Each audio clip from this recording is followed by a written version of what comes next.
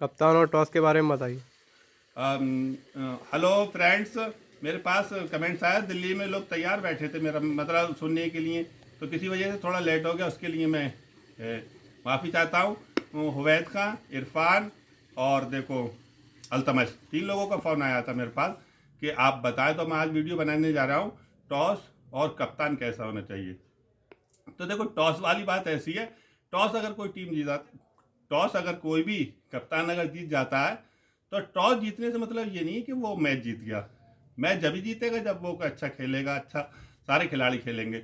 लेकिन हाँ, टॉस की एक जगह बहुत ज़्यादा वैल्यू है, जहाँ के अगर जिस विकेट पे बारिश हो जाती है, जहाँ पे जिस ग्राउंड पे, वहाँ टॉस जीतना बहुत ही ज़रूरी है। वहाँ अगर टॉस जीत गए तो आप, मैं समझता हूँ, 99% मैच जीत लोगे। क्योंकि विकेट जो होता है, विकेट वो गीला हो जाता है, और गीला होने के बाद जो भी टीम टॉस जीत लेती है उसे एक बेनिफिट मिल जाता है, एक प्लेटफॉर्म मिल जाता है, तो वो दूसरी टीम को ही खिलाती है।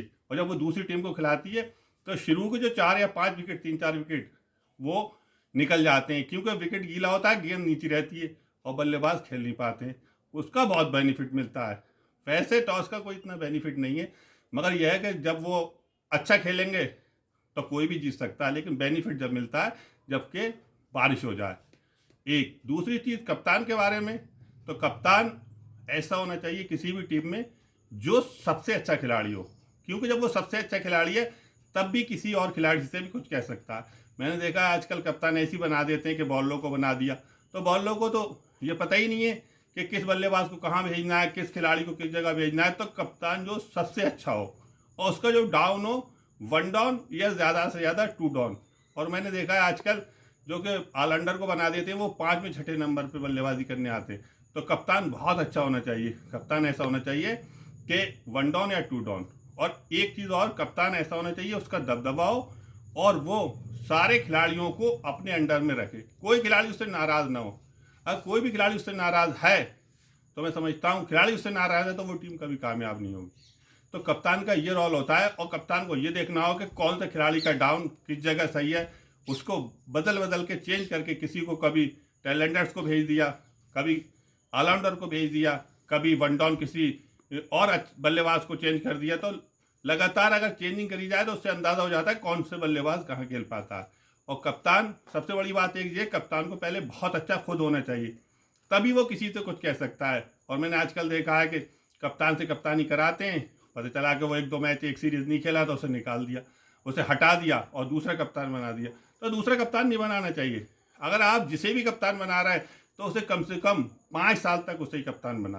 क्योंकि और जो खिलाड़ी होते हैं वो ये नहीं सोचेंगे कि मुझे अब मौका मिलेगा। 5 साल तक के लिए वो हो जाता। जब 5 साल तक के लिए वो कप्तान बन जाता है तो किसी को इस बात का ये नहीं होता कि मैं कप्तान बन जाऊंगा। तो 5 साल के बाद, और जिसे भी कप्तान बनाए, कप्तान बनाने के बाद जब उसे अगर कप्तानी से हटाएं तो उसे टीम से निकाल दें। क्यों? कि वो जब कप्तानी से हट जाता है तो उसके बाद वो खिलाड़ी के खिलाड़ी की अहमियत से खेलता है, तो वो उस चीज़ को नहीं समझ पाता। अगर थानदार को अगर आप सिपाही बना दें और उस सिपाही को थानदार बना दें तो वो उसकी वैल्यू नहीं समझेगा, तो उस कप्तान को ही निकाल देना चाहिए। इसलिए कि कप्तान जो होता है उसकी वैल्यू नहीं समझता और वो अपनी मर्जी से करता है, और वो टीम, जिस टीम के अंदर पुराने कप्तान खेलते होते, वो टीम कभी कामयाब नहीं होती। तो उस कप्तान को निकाल देना चाहिए। और उसका टाइम भी वो होता है, अगर वो 30 पे मना तो 34 के बाद जो एक ऐसी हो जाती है, 34 के बाद क्रिकेट का बुढ़ापा शुरू हो जाता है। 34 से 38 तक क्रिकेट का बुढ़ापा शुरू हो जाता है। 38 के बाद मैं समझता हूँ कोई भी खिलाड़ी हो, उस खिलाड़ी को टीम से संन्यास ले लेना चाहिए। क्योंकि वो फुर्ती नहीं रहती, वो चुस्ती नहीं रहती, वो आईसाइट नहीं रहती, और वो फील्डिंग नहीं हो पाती, और वो बल्लेबाज नहीं हो पाती। जो नए लड़के आते हैं 20 साल के, 21 साल के, 22 साल के, उनके जिसम में फुर्ती, चुस्ती, जज्बात होते हैं, तो वो अच्छा खेल दिखाते हैं। तो उनके सामने जो आखिरी पड़ाव पे होते हैं उन्हें क्रिकेट छोड़ देना चाहिए। 34 से लेके 38 तक। 38 के बाद अगर कोई खेल रहा है तो मैं समझता हूँ उसे बदनामी बदनामी के और जिल्लत के अलावा कुछ नहीं है, क्योंकि वो अच्छा कर ही नहीं सकता। अब आप देख लो, 2 खिलाड़ी एक ऐसे स्टेज पे हैं कि वो कुछ भी नहीं कर पा रहा है।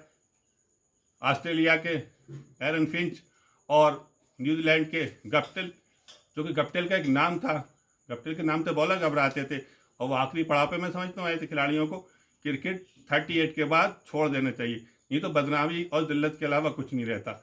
इसी वीडियो को मैं यहीं पे पूरा करता हूँ। और अगर किसी को कोई भी बात क्रिकेट के बारे में पूछना हो या मालूम करना हो तो मेरे कमेंट में लिखें और चैनल को सब्सक्राइब करना ना भूलें और घंटी बजा दें और लाइक कर दें। और सबसे बड़ी बात, एक बात और मैं बताना चाहता हूँ कि कप्तान को एक चीज़ का और ध्यान रखना हो, कहीं अगर वो बल्लेबाज अगर कहीं पर उसने अगर टॉस जीता और उसने ये देख लिया कि स्पिन विकेट है, स्पिन ट्रैक है और वहाँ 2 दिन विकेट सही रहेगा उसके बाद खराब होगा, तो वहाँ पहले बल्लेबाजी उसे कर लेना चाहिए। वो कप्तान की ये बहुत बड़ी जिम्मेदारी होती है, इस चीज़ को बहुत देखना होता है। कभी विकेट 3 दिन 2 दिन 2.5 दिन के बाद खराब होता है, कभी बाद में सही होता है, कभी पहले सही रहता है। तो ये चीज़ का कप्तान को बहुत ध्यान में रखना होगा कि किस दिन विकेट पहले खराब होगा, बाद में। अगर पहले खराब हो रहा है तो दूसरी टीम को खिलाना होगा और अगर बाद में खराब हो रहा है तो पहले खेलना होगा।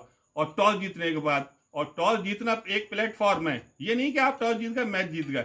ये बात ज़रूर है कि आपको एक प्लेटफॉर्म मिल गया कि आप अपनी मर्जी से कुछ भी कर सकते हैं, लेकिन अगर बारिश हो गई है और भीगा विकेट है, वहाँ टॉस जीतना बहुत ही ज़रूरी है। और इस वीडियो को मैं यहीं पे पूरा करता हूँ। आगे के लिए आपके लिए अगर किसी चीज़ के बारे में पूछना हो, कुछ बताना हो तो कमेंट में लिखें और चैनल को हमारे सब्सक्राइब, लाइक और घंटी बजाना ना भूलें।